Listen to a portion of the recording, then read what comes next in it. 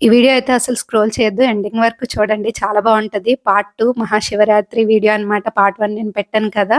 అందులో చెప్పాను శివయ్య దర్శనం అయిందా లేదా అని. అయితే మాకక్కడ అవ్వలేదండి. ముందుకు వెళ్ళలేకపోయాము. తిరిగి వెనక్కొచ్చేసామనమాట. వేరే దగ్గర ఎక్కడైనా టెంపుల్ ఉంటే అక్కడికి వెళ్ళిపోదాం ఇంటికి అని చెప్పి అనుకున్నాము. కానీ అనుకోకుండా ఇక్కడికొచ్చామనమాట.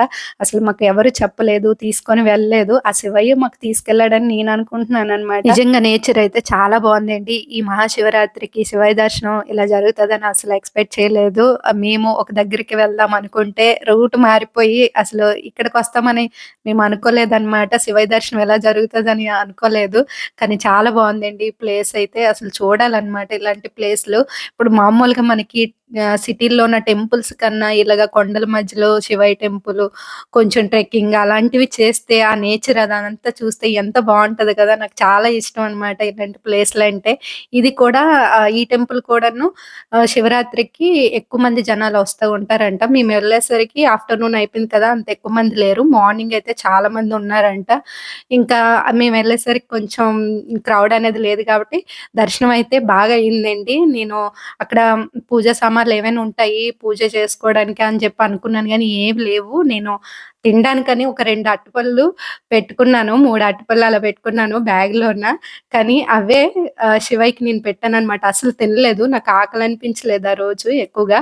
ఇంకా 2 అరటిపళ్ళైతే ఆ శివయ్య దగ్గర నైవేద్యంగా పెట్టేసాననమాట. ఇంక అంతవరకు నేను చేయవలసింది చేశాను. ఎందుకంటే అందరూ ఇంటి దగ్గర నుంచే పూజ సామాన్లు తెచ్చుకొని పూజ చేసుకుంటున్నారిక్కడ. మీరు చూస్తున్నారు కదా! పూజ దేనికి చేస్తున్నారో స్వామివారికి ఈ రూపంలో వాళ్ళు చూసుకొని పూజ చేస్తారంట.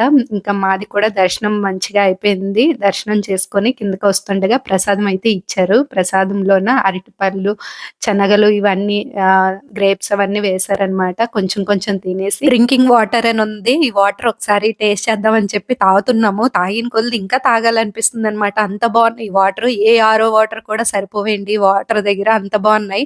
ఆ కొండల్లోన పెద్ద పెద్ద చెట్లలో నుంచి, రాళ్ళలో నుంచి ఈ వాటర్ వస్తుంది. ఎంత బావుందంటే చాలా స్వీట్‌గా తాగగానే ఇంకా తాగాలనిపిస్తున్నాయన్నమాట వాటరు.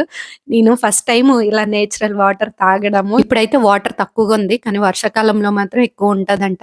ఇంక అలా వస్తున్నప్పుడు ఇక్కడ నది పక్కనేనండి ఇలా అరేంజ్ చేశారు. వచ్చిన భక్తులందరికీ కిచిడి వండేసి పెడుతున్నారు వేడి వేడిగా. చాలా అంటే చాలా బావుందంట టేస్ట్ అయితే. నేనైతే తినలేకపోయాను. నాకు అదృష్టం లేనట్టుంది ఆ రోజు. మా ఆయన, మా పాప తిన్నారు. ఎందుకంటే తినలేదు రైస్‌తో చేశారు కిచిడి అందుకనే తినలేదు. ఇంకా దాంతో పాటు పికిల్ కూడా పెట్టారు. ఇంకా చాయ్ కూడా పెడుతున్నారండి అక్కడ. చాయ్ ఇస్తున్నారు. చాయ్ అయితే తీసుకున్నాను నేను. ఇంకా అదేండి వీడియో అయితే చూసారు కదా! నెక్స్ట్ వీడియో నేను ఇంట్లో పూజ ఎలా చేసుకున్నానో పెడతాను. ఓకేనా? బాయ్.